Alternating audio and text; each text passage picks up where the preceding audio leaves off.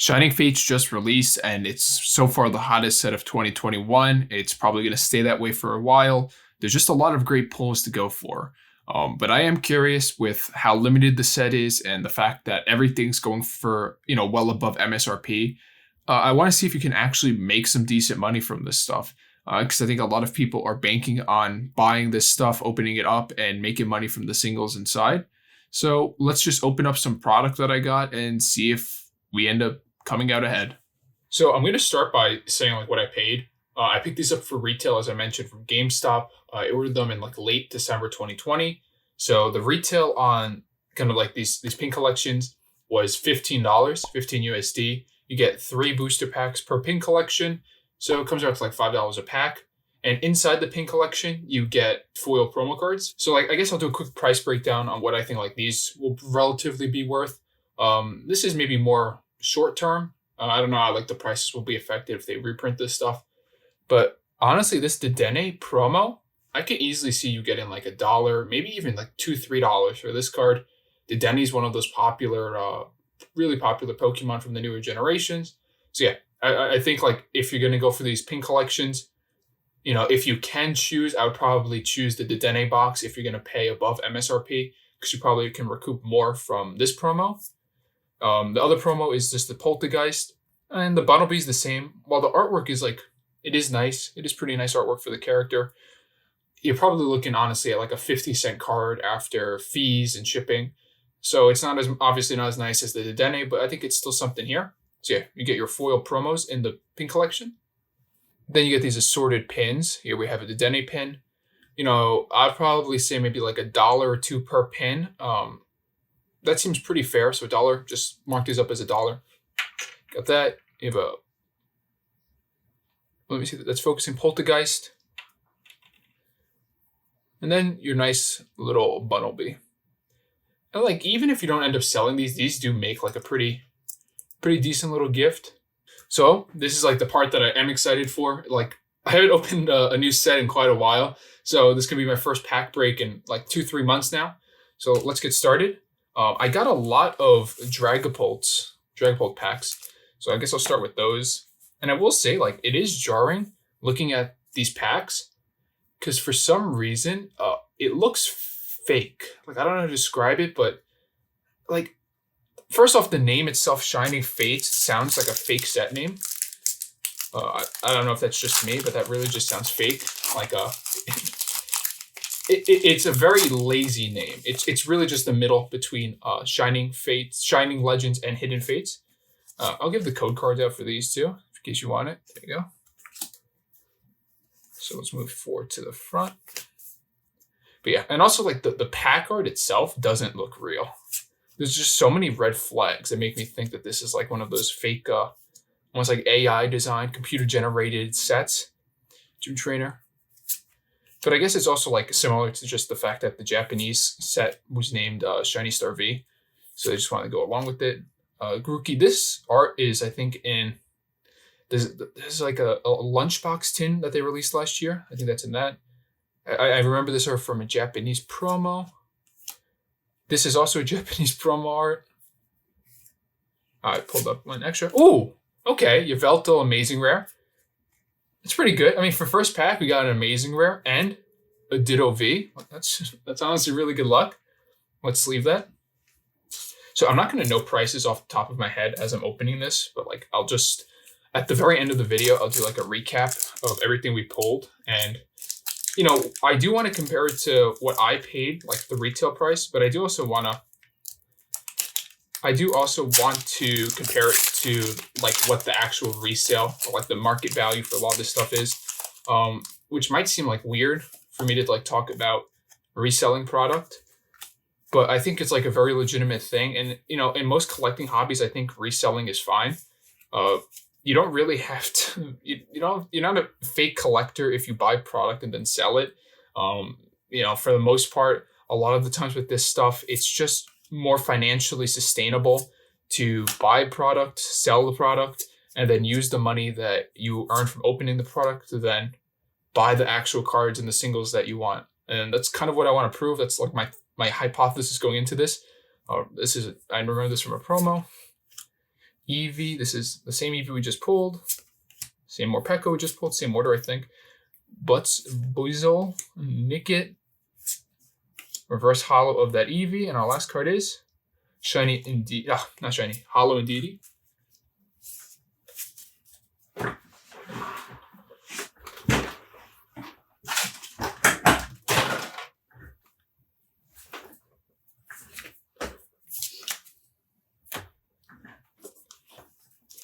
For the most part, that's my larger point of this video, is that I don't think it's really worth it to be my hypothesis is that it's not worth it to be paying these prices for Shining Fates. Like, I understand it's the fun, cool new set, but for the most part, there's not much value out of these packs. So you're really just like, you're paying money, I think, more so for the experience to open it, instead of like actually trying to collect and get value out of the cards, which I think is like the trap a lot of people are falling into. I think this is a promo art too. Lexio, Team Yale, Yanma. So I'm hoping, like, if people have this question, like, that's why I'm titling it kind of like clickbaity, can you make money? It's because I don't want people to feel like they have to buy this set. I kind of just showed that I got something good. Golisifleur, and then our, we have one more. Cacnea, and our shiny is Shiny Toxtricity. Shiny Toxtricity VMAX and Gamera VMAX. That's like 2 packs in a row where we pulled like an actual good card, like a rare, like a, I don't know, I think these are considered secret rare. I mean, they did the same thing with Hidden Fates where it's just Shiny Volt on the bottom. But we pulled one of those, and then we also pulled a regular V. I don't know if that's just how these packs are designed. That's pretty good though, like 2 packs. I opened 3 packs, and that's the rate that we're getting pulled. It's gonna be incredibly boring, and you probably watched many people open this product so far, so bear with me. I guess I'll talk you through my thoughts. Is this set nice? Yeah, it's all right. I don't think it's, for what you're paying for the packs, I don't think you're getting that much value. For the most part, I would also say like Hidden Fates is like a nicer value set.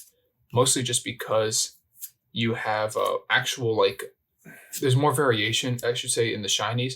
I think a lot of people like Gen 1 shiny cards just because Gen 1 is super popular, and you're getting that in Hidden Fates. But for this set, you're mostly just getting like Gen 8. I think you have like let's see. Manaphy Rare. You have, I think, Lapras shiny. I'm pretty sure that's like the only Gen 1 shiny that's in the set. Oh, and Ditto too. Can't forget Ditto. And Charizard.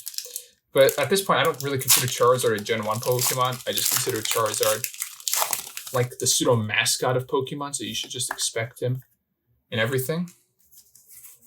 And if you're getting these codes, try to go a little liberal on them. Like, don't just go scrub through this video and try to steal the codes up from everyone. Try to let other people get them. Actually, I guess at the same time too, that's some value that I might be losing out on. Probably just sell those codes for a little bit of money. Reverse Hollow Nickit, and then Hollow Decidueye. Pretty sure this is a reprint. Let's actually open one of the Corviknights. We only got 2 of these. It's gonna be me rambling. And I'm excited too that at the time of me filming this, the Pokemon 25th anniversary celebration is coming up super soon. And there's like a lot of anticipation that they might be announcing Diamond and Pearl remakes for that during that event. I think PWCC has a huge drop. Logan Paul's opening some product. But that's going to be a pretty hype day if you're in the Pokemon TCG. And I did take like kind of a break. I'm just kind of burnt out from looking at stuff all the time. But this opening new product to get me excited.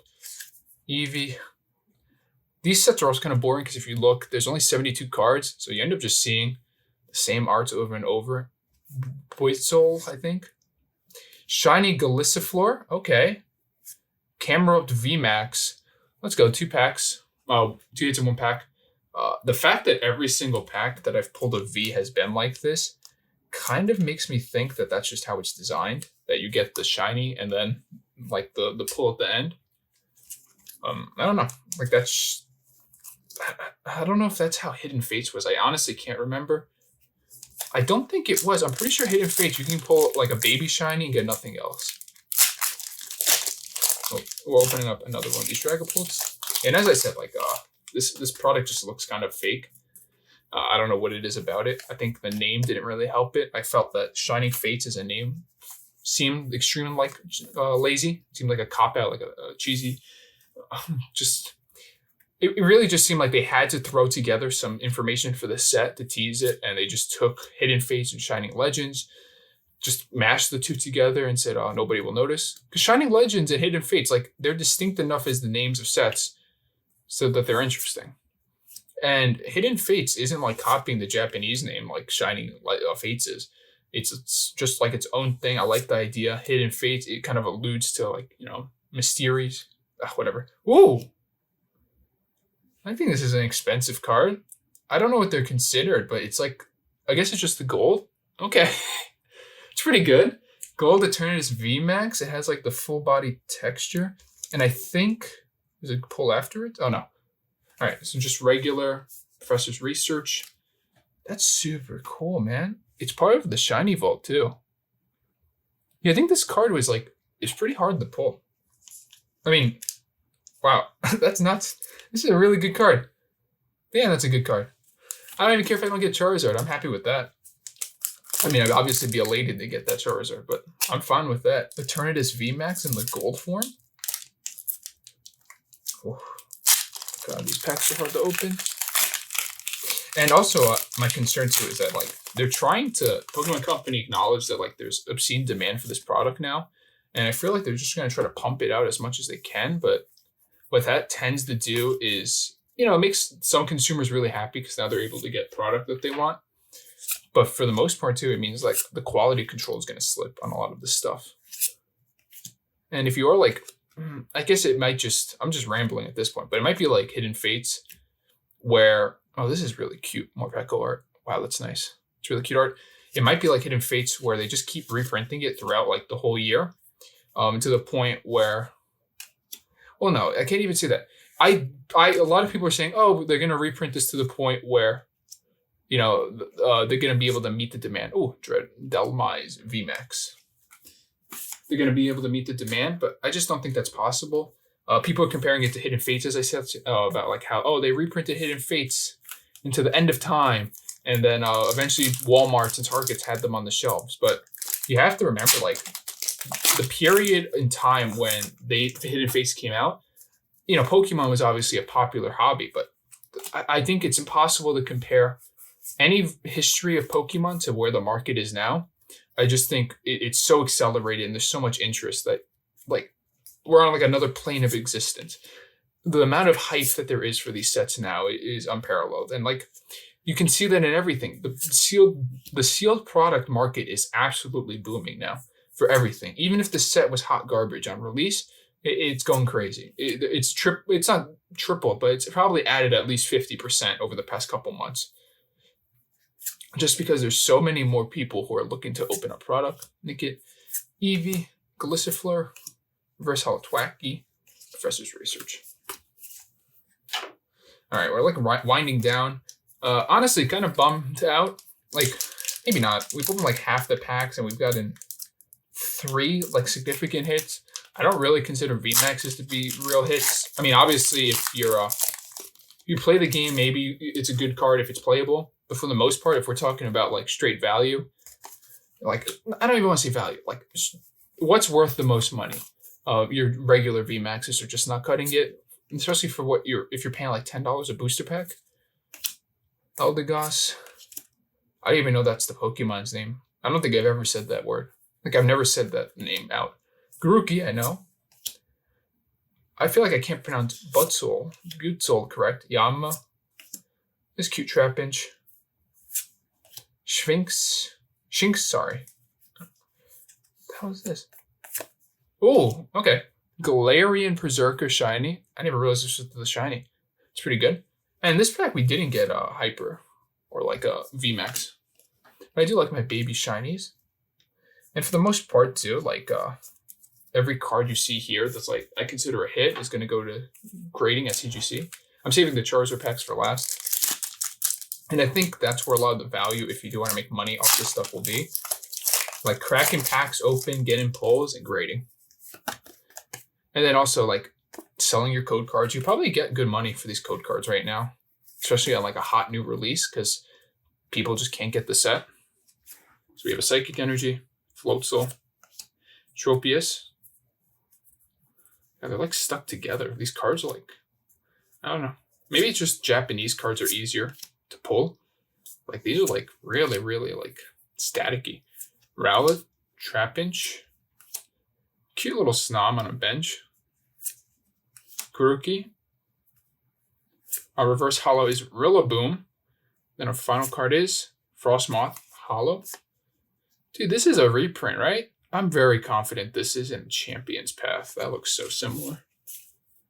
Also, the holos kind of suck. To be blunt, they did like that really, I don't want to say ugly, but not great looking crosshatch holo pattern. Let's see. So the last 3 packs, last 4, because we have 2 Charizards, Dark Energy, Floatzel, Rusted Sword, Datrix, Grookey. This is also a boring set, as I mentioned. And you probably get bored just watching people open it because it's literally the same cards. There's only 72 cards. Some of them are rarer. Like, I think that includes your hyper rares are included in that, along with your full arts. So like, it's honestly a small set. Galarian Weezing. It's just thinking it was like Champion's Path. Professor's Research. I mean, come on, that's like the 4th Professor's Research we've pulled. Reverse holo Galarian Weezing. But you're gonna get really bored. And so far, my hypothesis seems to be holding that you get a lot more value if I just had either sold these packs and bought the singles that I wanted. But there is something to be said about just the experience of opening up packs. Fighting Energy, Rusted Shield, Floatzel, Thwackey, Eevee, same art that we've seen. Galissiflor, same art that we've seen. Actually, I don't, maybe I saw it, but I'm not remembering seeing this Choodle before. More Pekko art that we've seen. Cacnea art that we've seen. Reverse holo Grookey, cute little card. Last card is regular rares of Rude. Alright, so we have 2 packs left, just 2 Charizards. Let's see. I mean, I would prefer to have one more shiny to make this seem like a little bit more worth it. Because I'm just looking at all the money I could have had if I just sold these things as sealed packs. Code card, 1, 2, 3, 4. Fire Energy, Team Yell Towel, Ball Guy, Rustic Shield, Yanma, Trapinch, Nickit, Galissiflor, Cacnea, Reverse Holo Yama that we just saw, and a regular rare Yamega. Wow. All right. Last pack. I'm not going to do any last pack magic. I don't believe in that. I'm just expecting, absolute failure at this point. It's surprising that I somehow picked the first pack that I opened was somehow the best pack in the thing. And then we've just been on a slow decline from there. Maybe I should mention this too. I think you might have better odds pulling something good out of the Elite Trainer box if you are going for this stuff. So maybe look into that. And you could also recoup some value buying the Elite Trainer box and then like grading and selling the Eevee VMAX promo. Because I think that's the only way you can get that promo as of now. Snom. These cards are all stuck together. Trapinch. Regular Nickit. This is just stuck. Okay. Okay. Shiny Galarian Dormammu. Not Dormammu. Durumaka. Let me sleeve that up. And then, wow, lo and behold, another regular rare. Professor's Research. Oh, I'm feeling this card up too. It has like a sandpaper texture to it. It's rough. That's probably why it was sticking to the card in front of it. But it has like a super rough texture to it. All right. So there we go. Let's go over the hits that we got out of 15 packs. So I'm going over the prices now of the shinies that we pulled and kind of like the higher end cards that we got out of that those 15 packs. And I just want to do the cost breakdown now to kind of tell if we did end up making money from this opening. So the first off is going to be the shiny Gossifleur, I think it's pronounced. That one, near mint, seems to be going for around $6 right now. Next up, we have the baby shiny Galarian Berserker. That one is a little bit pricier. Near mints, according to TCG Player and eBay, are around $9. The baby shiny Galarian Darumaka is kind of in the middle. It's at around $7 right now on TCG Player for near mint. The amazing rare Yveltal that we pulled is currently sitting at around $10. The shiny Toxtricity VMAX is pretty expensive, actually. It's around $17 to $18 on TCG Player, but we'll be a little bit more conservative with it and say 17. The Cramorant VMAX regular non-shiny is going for around $4 online, while the Cramorant V that we pulled is sitting at less than $1. So just make it easy, round it to $1. The Delmise VMAX that we pulled is currently around $3.50, like $4. We'll just say $3.50. The Ditto V regular is sitting at around $2. And the most expensive card that we pulled out of the 15 packs is that kind of gold secret rare Eternatus VMAX. That one near mint on TCG Player is around $41. So that brings the total of kind of the main pulls that we got to $100.50. That's not really including the bulk, and I know you can maybe make a couple dollars selling the pins and the promo foil cards as I showed, but like for the most part, honestly, this wasn't really worth me opening up. I'm going to show you again what I paid. I paid $75 for all of these cards. And while I am up, a good amount, I did get pretty lucky. I pulled one of the most expensive cards in the set, being that VMAX Eternatus. If I didn't get that, I would have actually lost money opening this stuff up. And that was something I didn't know when I first started collecting Pokemon. And that's where I kind of sunk a lot of my money, was constantly chasing products to open. And I wish someone had just told me that it's fine to sell that stuff sealed and just buy the singles that you want. It's a lot cheaper and more efficient in the long term. And just like to kind of push that point home, I got pretty lucky with the cards that I pulled, in my opinion, and I got $100 out of the 5 pin collections.